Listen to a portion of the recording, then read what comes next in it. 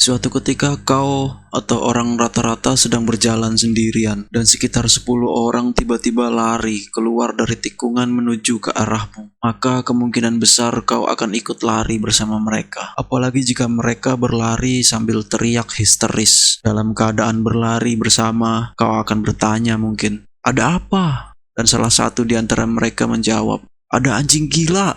Sembari berlari bersama, kau bertanya kembali, "Mana anjing gilanya?" "Ada anjing gila ikut-ikutan lari," mereka menjawab seperti itu.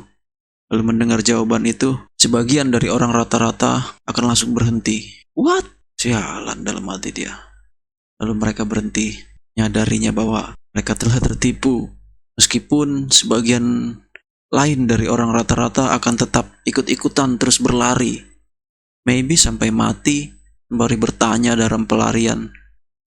Semakin mendalam dan terus-menerus menelan mentah-mentah bualan apapun yang para pelari histeris itu katakan. Itu adalah kronologi menceritakan seonggok sampah yang terbawa arus. Meskipun sebagian kecil dari orang yang jauh di atas rata-rata akan seperti batu karang atau buta tuli lah perumpamaannya, seolah-olah siap menghadang. Dan sebagian kecil lagi orang-orang di puncak tertinggi jauh di atas rata-rata bahkan akan siap menerjang, memecah ombak, bermain di atas gemuruh ombak. Dan tingkatan intelijensial manusia terus berevolusi sampai pada menciptakan ombak itu sendiri. Jadi sesungguhnya ada ombak alami, ada pula ombak buatan. Ada gelombang kebodohan alami, ada pula gelombang kebodohan settingan. Apakah kau yang akan mengimani, ataukah kau pencipta keimanan?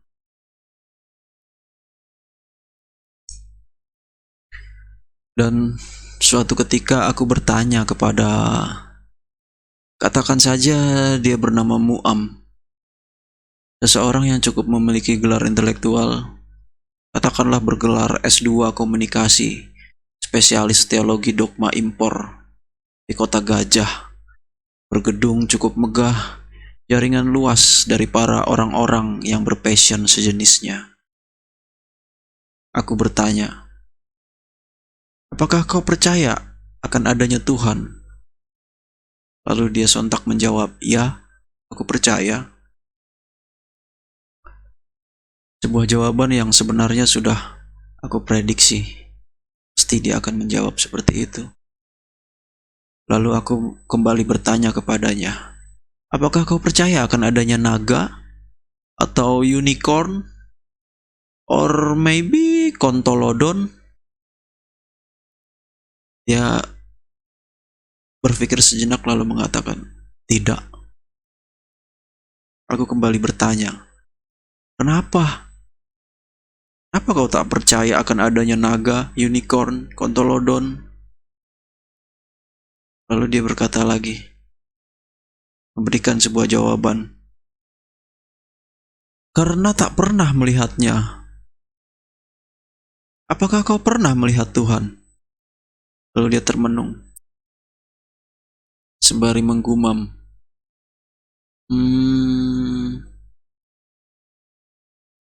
Rasa-rasanya seperti itu adanya. Atas dasar orang-orang kebanyakan meyakini hal itu.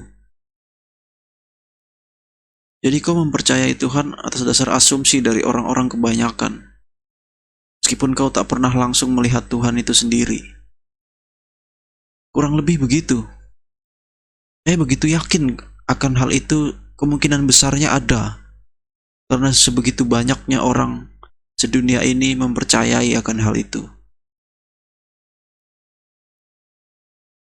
Begitulah pungkasnya. Dan di suatu saat di kronologi berbeda, seorang rata-rata mengikat tali pengaman agar tak terjatuh untuk menelusuri jalan setapak di tebing jurang kehidupan. Dengan cara-cara orang-orang kebanyakan yang mana berlandaskan asumsi orang-orang kebanyakan turun-temurun dengan sebatas sebuah perasaan. Apabila dirasa sudah menyangkut, dengan melakukan ritual peribadatan pelemparan tali pengaman ke atas bukit, maka keyakinannya meningkat atas dasar telah menunaikan ritual peribadatan melempar tali pengaman ke atas bukit.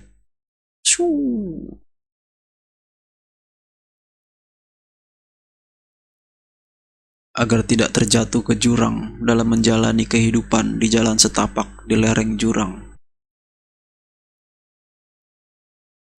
Padahal tali bisa saja tersangkut dalam ketidakpastian, dalam sebuah keabstrakan atau kedelusian, berlandaskan sebatas perasaan.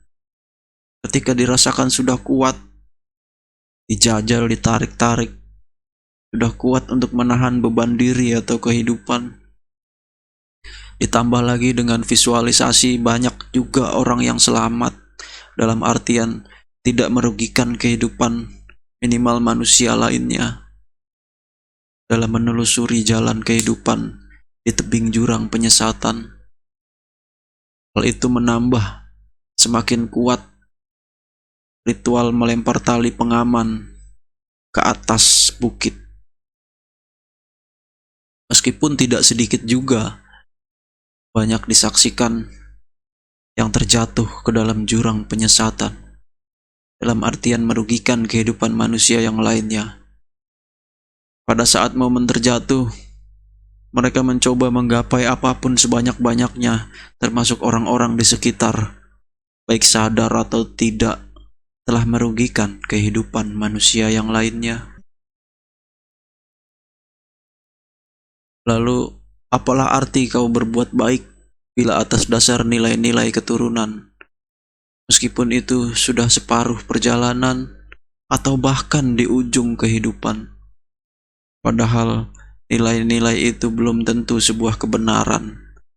Tanpa diketahui tali tersangkut dengan pasti di mana, sekuat apa, selama apa dapat bertahan, dan belum tentu pula cocok untuk berat kehidupan manusia yang lainnya, termasuk anak cucumu. Ketika ketidakcocokan yang dipaksakan dampaknya bisa merugikan baik diri sendiri dan juga yang lainnya di sekitarnya sampai seluas-luasnya.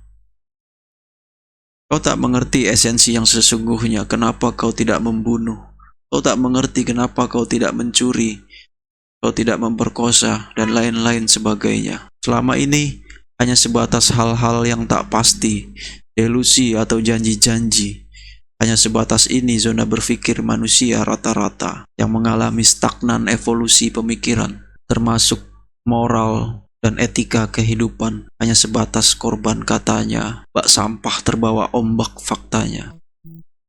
Padahal jika kau dapat mengetahui dengan pasti di mana tali pengaman terikat dengan kuat, itu akan sangat begitu nyata untuk dapat diandalkan. Ketika manusia dapat mencoba untuk sedikit berpikir keras akan perihal apapun dalam skala sebesar-besarnya, meninjau dampak seluas-luasnya, jauh ke depan pemikirannya, masa depan menanti anak-anak bangsa dan juga kita semua.